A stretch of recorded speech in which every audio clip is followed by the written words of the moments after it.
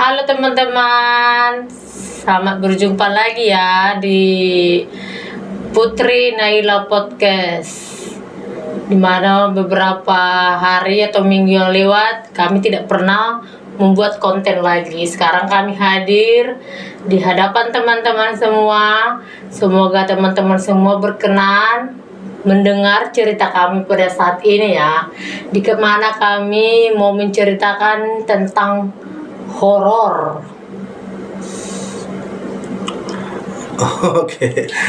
Oke bagi teman-teman ya, ini kita mohon maaf dulu sebelumnya karena memang ya beberapa bulan terakhir ini bisa dibilang 1,5 bulan ya, kurang lebih lah, kami tidak pernah mengupload video. Dan mungkin penggemar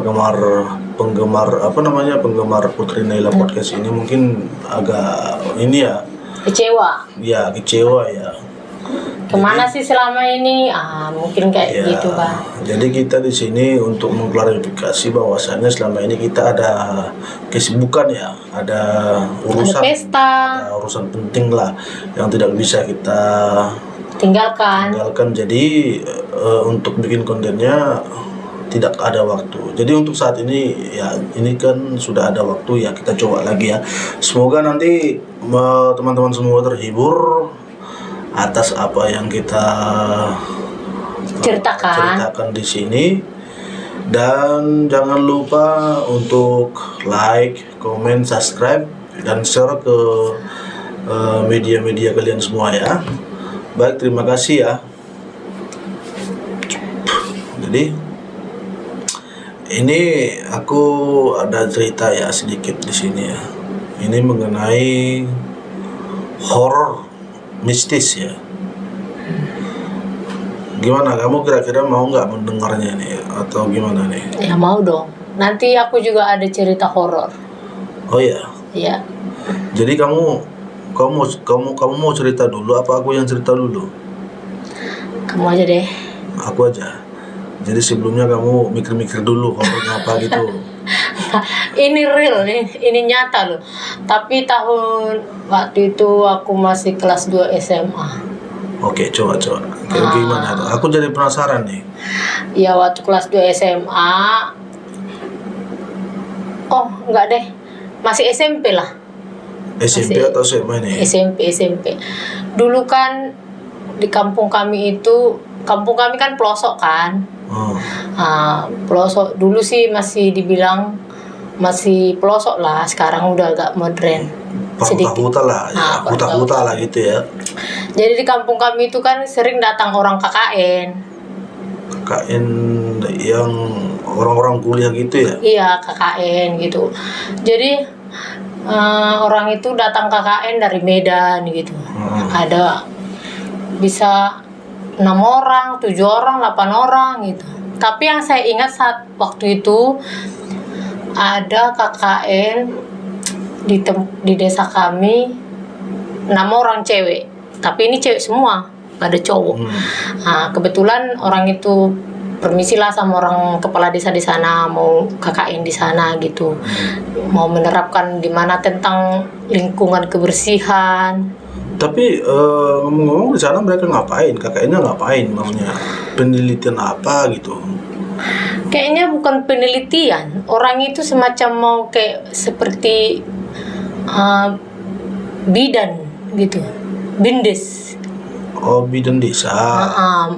Tapi orang itu masih dikatakan dengan KKN. Seingatku sih itu aku lupa nggak tahu lah ya. Ini kan kita cerita tentang horor. Jadi orang itu datang 6 orang. Kebetulan di kampung kami itu kan ada rumah kosong. Itu 2 rumah lah dari rumah kami. Yang sebelah mana itu? Yang sebelah kanan. Yang paling pojok itu, yang paling pinggir itu. Jadi itu. Tapi ada kok orang di situ? Iya, dulu nggak ada, sekarang udah ada yang nempatin. Orang itu kan memang itu rumah bapak tua, orang itu di Binjai, jadi kosong kan. Jadi bapak kepala desa ini menyarankan orang itu tinggal di sana. Orang itu tinggal di sana. Jadi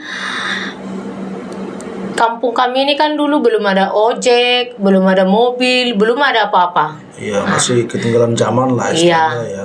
Terus jalannya pun belum aspal dulu ya, masih batu basah tanah merah, tanah liat lah. Jadi orang ini kalau misalnya KKN, orang yang KKN ini kadang kan orang itu pulang ke Medan.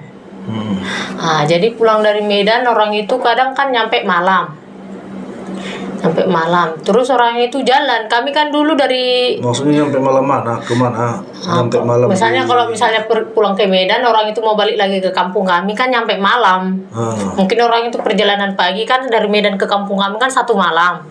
Orang itu mungkin dari Medan, kadang orang itu sekali 2 minggu kan kadang pulang ke rumahnya masing-masing. Jadi mau balik lagi ke kampung kami gitu. Jadi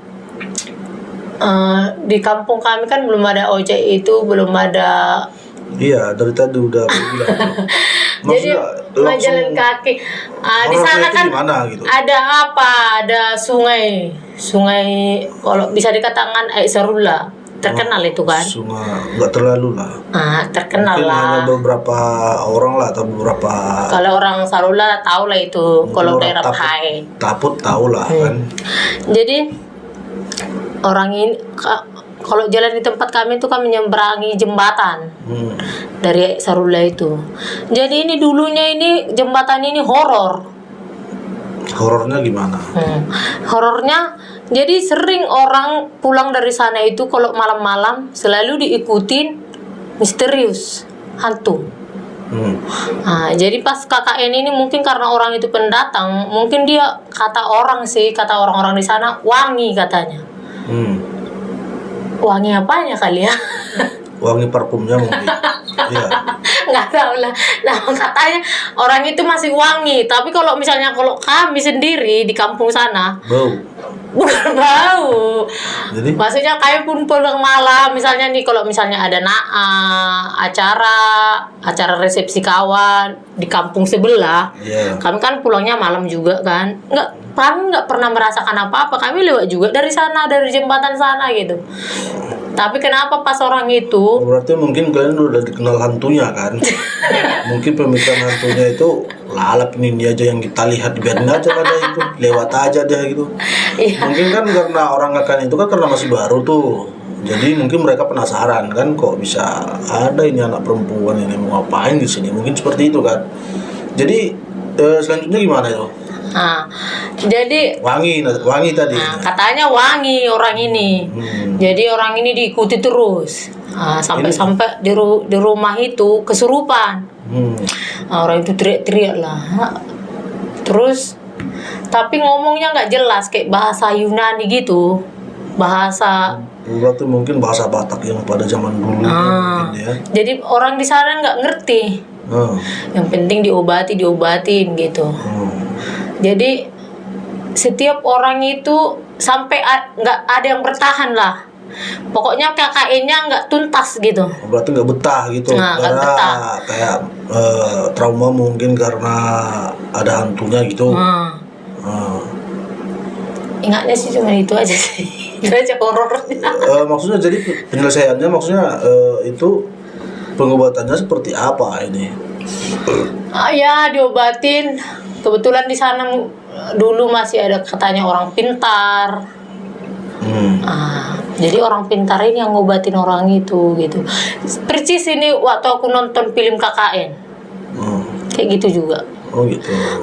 Jadi orang pintar ini bilang sama yang KKN di tempat kami ini, sebagian kawannya ini ada yang penjaga badannya gitu. Jadi orang yang di sana itu nggak suka sama dia gitu.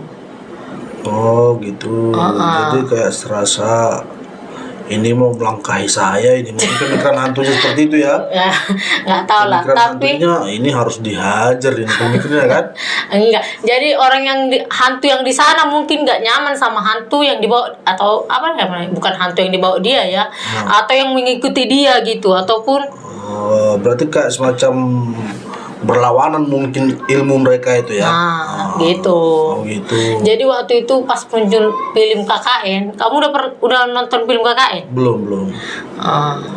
Saya menyimak cerita itu percis kayak di kampung kami dulu. Waktu itu memang aku masih SMP, jadi masih ada agak-agak rada-rada ingat gitu.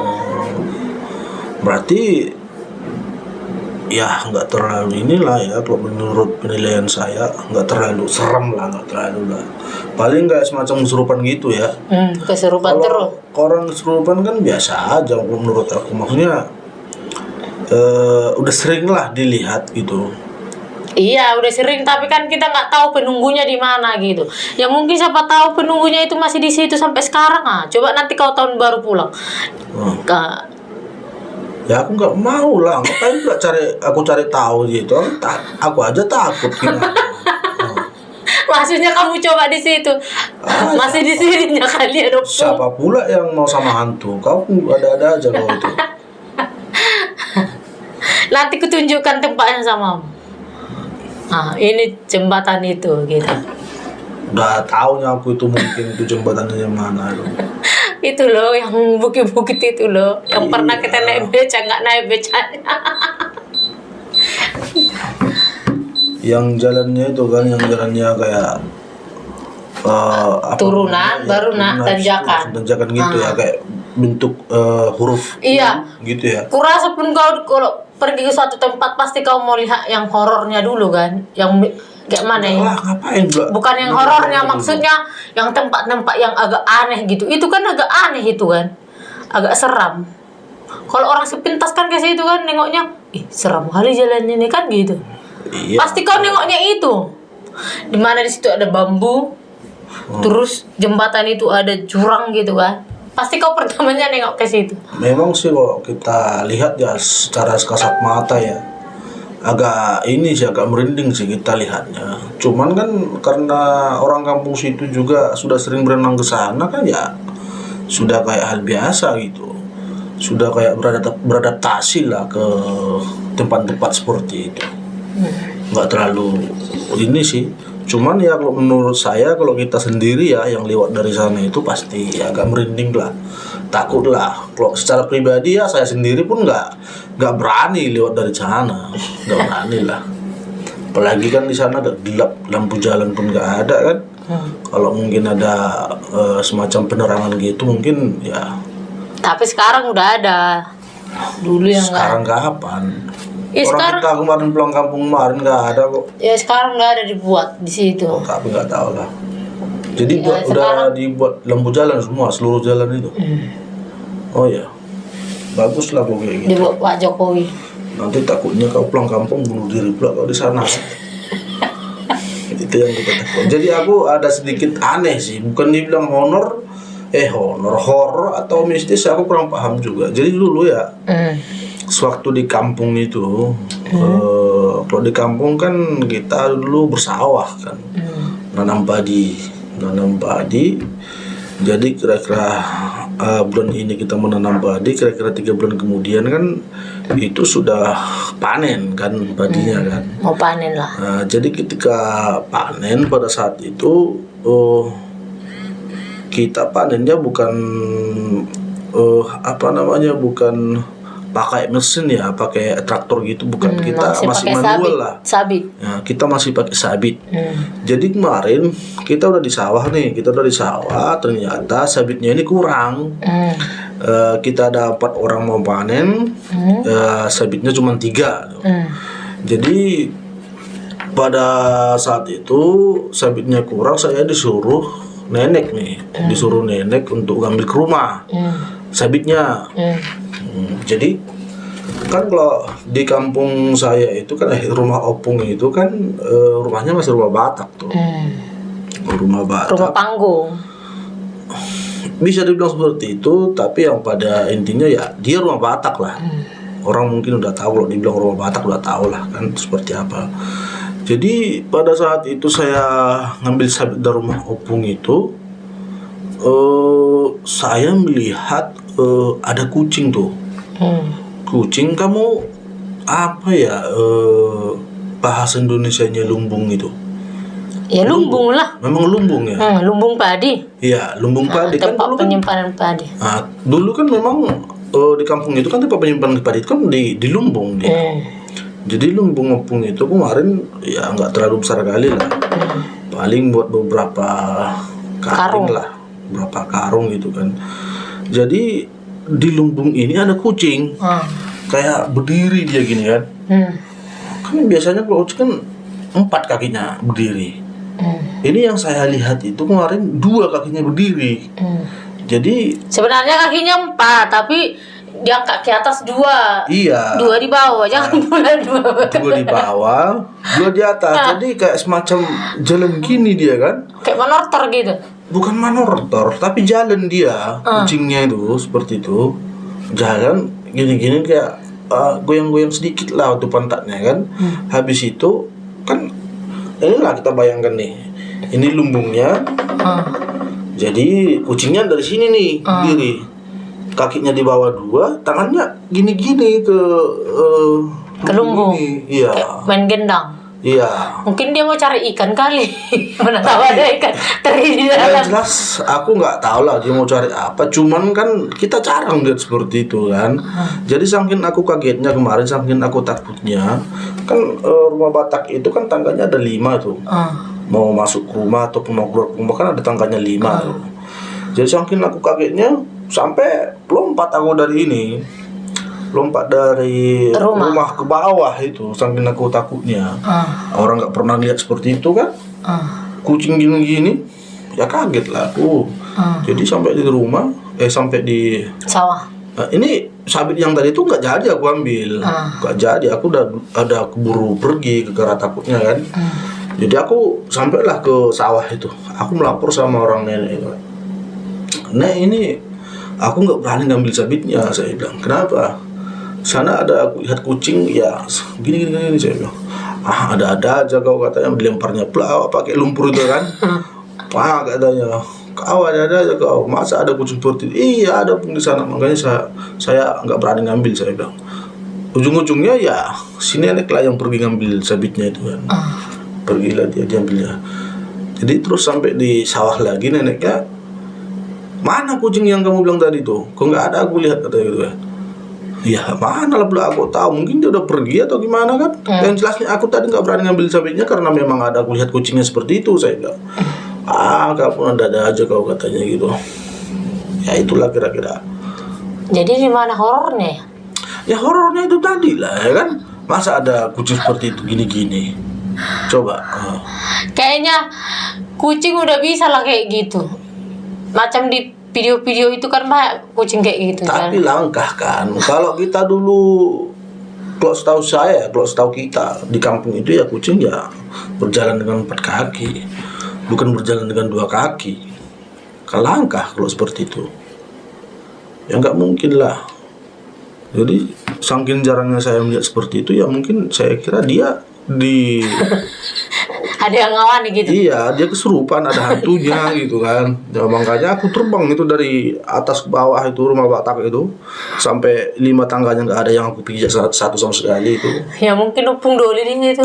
Selamat datang cucuku. Tahu, awas.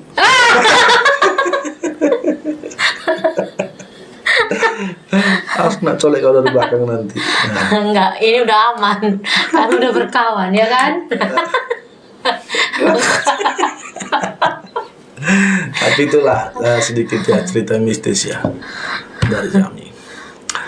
Oke, baik ya guys ya, terima kasih ya atas atas. Ini kayaknya ceritanya belum mistis sekali lah. Belum horor kali gitu. Iya, oke, baik. Nanti tunggu video selanjutnya, kita pasti akan ceritakan membuat cerita yang agak lebih seru, yang lebih horor, yang lebih mistis nantinya. Yang lebih seram. Ya, tolong ini ya Bang ya, ditunggu video-video selanjutnya ya. Dan jangan lupa subscribe ini channel kita ini biar jangan ketinggalan video-video selanjutnya kita upload kembali. Oke guys, terima kasih guys ya atas dukungannya. Sampai di sini dulu perbincangan kita hari ini. Mudah-mudahan terhibur semua teman-teman ya. Oke guys, terima kasih. Dah.